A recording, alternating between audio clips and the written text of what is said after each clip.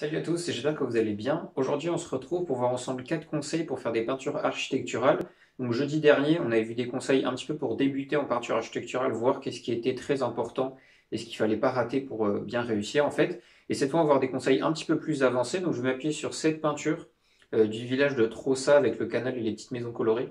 Donc j'ai fait pendant le vlog qui est sorti lundi dernier, si je ne me trompe pas. Donc voilà, si vous ne l'avez pas vu, si vous voulez voir un petit peu le contexte de cette peinture et puis le modèle réel, je vous invite à aller le voir. Donc dans la vidéo précédente sur les conseils de peinture architecturale, on avait vu vraiment les bases pour réussir un bâtiment, choisir un petit peu comment, dans quel angle le faire, voir comment le décor autour s'articule autour de ça. Voilà, vraiment voir les bases pour bien réussir. Et cette fois, on va voir des choses un petit peu plus spécifiques quand on fait plusieurs bâtiments ensemble, quand on veut défaire un village comme j'ai fait là, ou des trucs un petit peu plus avancés pour ceux qui sont déjà à l'aise avec les étapes qu'on a vues la dernière fois. Donc voilà, si cette vidéo vous intéresse, n'hésitez pas à vous abonner et à liker la vidéo, et puis on passe tout de suite au premier conseil. Donc le premier conseil que je peux vous donner, c'est un petit peu en amont de la peinture, c'est comment choisir le point de vue avec lequel vous allez peindre un bâtiment, un ensemble de bâtiments, un petit village comme j'ai fait et tout ça. En fait, pour le moulin qui est juste derrière moi, là, la dernière fois, je vous avais dit que c'était important quand on fait un bâtiment unique, en fait, de choisir un coin plutôt qu'une façade unique, parce que comme ça, il y a des contrastes entre la lumière et l'ombre. C'est assez intéressant au point de vue final, au niveau des valeurs sur notre peinture.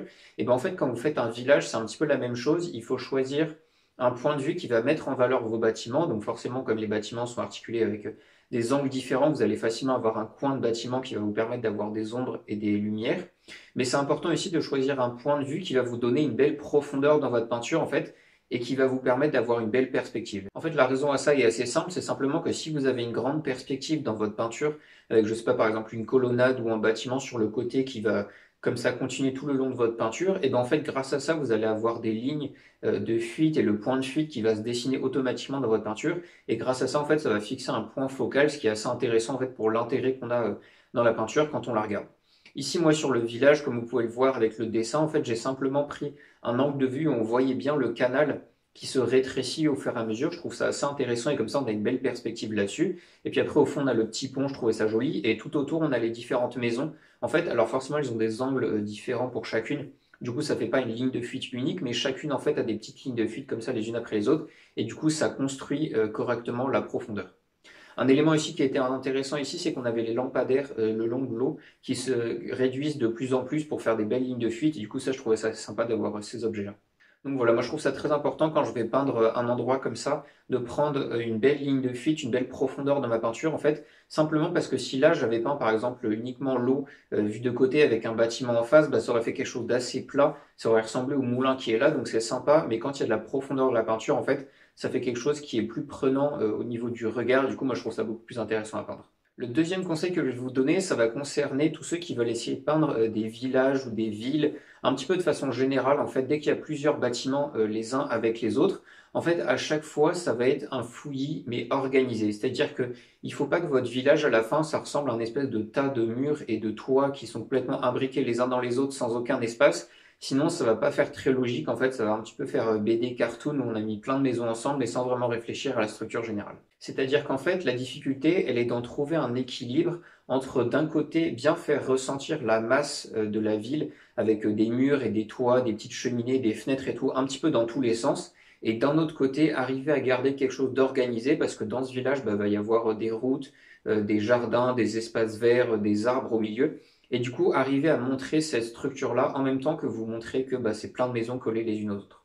Pour faire ça, je trouve ça intéressant de commencer par justement délimiter ces endroits qui vont être les routes, les jardins et tout ça, parce que là, forcément, il va y avoir plus d'espace entre les maisons que si elles sont vraiment collées.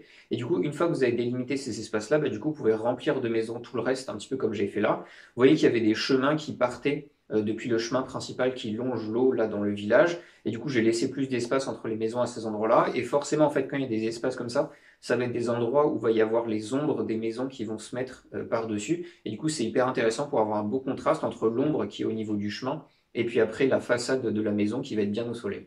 Un autre élément qui peut bien aider pour structurer un petit peu sa ville comme ça, c'est de délimiter les jardins aussi, où il va y avoir quelques arbres au milieu, du coup il va y avoir un espace entre les maisons et puis un arbre au milieu, ça c'est joli, ou alors faire des rangées d'arbres qu'on peut voir au-dessus des maisons, ça dépend du point de vue après de votre peinture, mais les arbres sont un bon élément pour indiquer que il y a un petit chemin, il y a une route, enfin il y a quelque chose entre les maisons. Et le dernière chose, c'est qu'en fait souvent les maisons elles vont être alignées le long de la route, Donc forcément, en fait, quand il y a un chemin, bah, les maisons vont être le long du chemin comme ça, toutes parallèles les unes aux autres. Et du coup, en fait, il va y avoir des alignements de maisons comme ça qui vont pas être tous dans le même sens. Vous pouvez voir ici, par exemple, que les maisons qui sont le long du canal, elles ont globalement des murs qui vont longer le canal, alors que quand il y a un chemin qui arrive de l'autre sens, bah, du coup, les maisons sont dans l'autre sens et du coup, les toits sont perpendiculaires.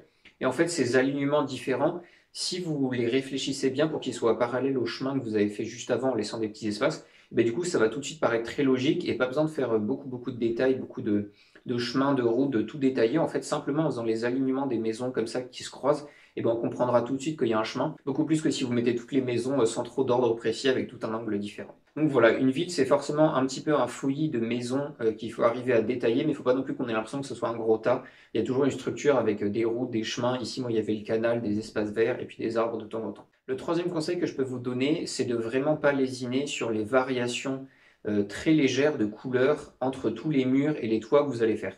Moi ici c'est un petit peu de la triche parce que le village était très coloré, donc chacune des maisons avait un petit peu sa couleur propre, il y en avait des jaunes, des rouges, des vertes, enfin voilà, donc c'était assez facile de faire quelque chose qui soit pas répétitif, mais par exemple vous pouvez voir que sur les toits, ils étaient globalement tous un petit peu gris, un gris clair zinc, et ben en fait en faisant des variations dedans, ça va complètement changer votre peinture, parce que si vous commencez à faire tous les toits avec exactement la même couleur sur votre palette, et ben en fait vous allez avoir quelque chose de très répétitif. À la limite, on va même plus voir les séparations entre les différents toits parce qu'on ne les voit pas très bien en vrai.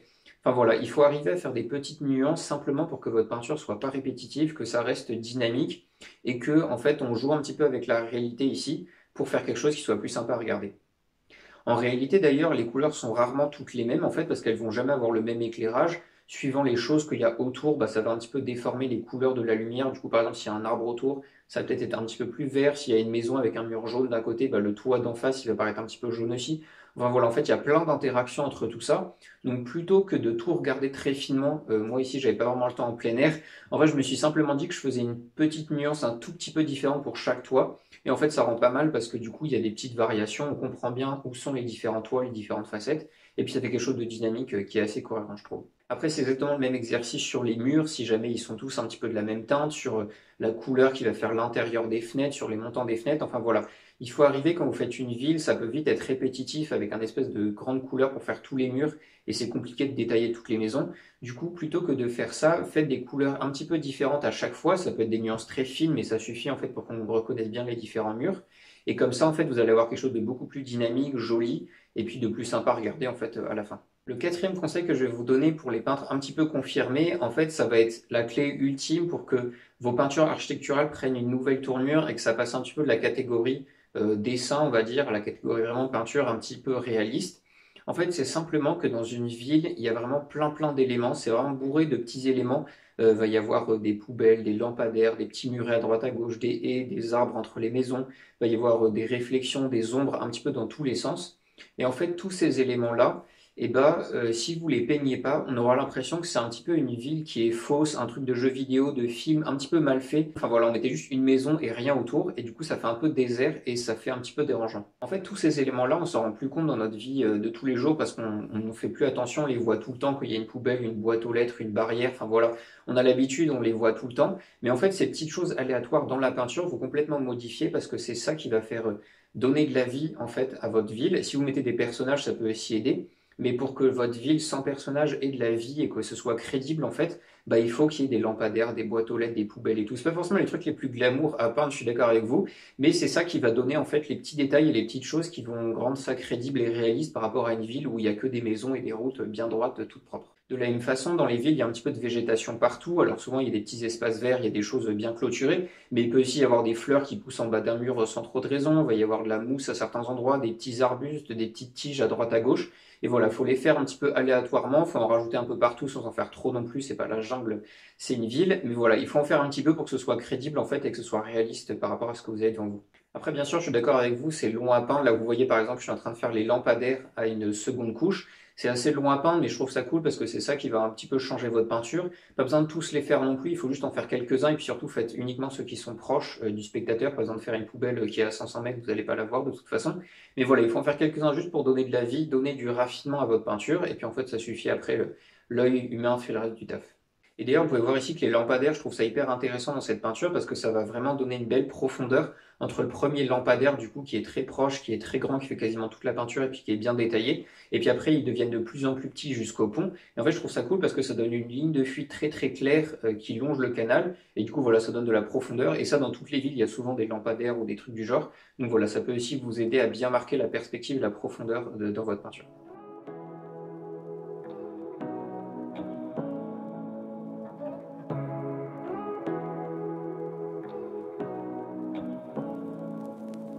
Say what you wanna say to me now. I wanna wake up with you in the morning. Show me there's nothing fake to me now. I wanna wake up with you in the morning. Say what you wanna say to me now. I wanna wake up with you in the morning. Show me there's nothing fake to me now. I wanna wake up with you in the morning. Turn this room, turn it to an ocean. Let me float around. Eyes closed, like we're dreaming even when we're not. You and me got a whole other meaning, I don't know how. You and me just know how it feels when we're falling in love. Say what you wanna say to me now. I wanna wake up with you in the morning. Show me there's nothing fake to me now. I wanna wake up with you in the morning. Say what you wanna say to me now. I wanna wake up. Donc voilà les 4 conseils que j'avais à vous donner pour les peintures architecturales pour un niveau un petit peu plus confirmé. N'hésitez pas à aller reprendre aussi la vidéo pour les conseils débutants. C'est pas forcément débutant en peinture, mais plus débutant en peinture architecturale parce que bah voilà, il y a quelques clés à connaître pour bien appréhender ce genre de peinture et ce style-là. Et puis voilà, j'espère que ça vous aura aidé. Si c'est le cas, n'hésitez pas à vous abonner et à liker la vidéo. Et puis on se retrouve bientôt pour d'autres peintures et conseils. Portez-vous bien, peignez bien et à la prochaine. Fake to me now. I wanna wake up with you.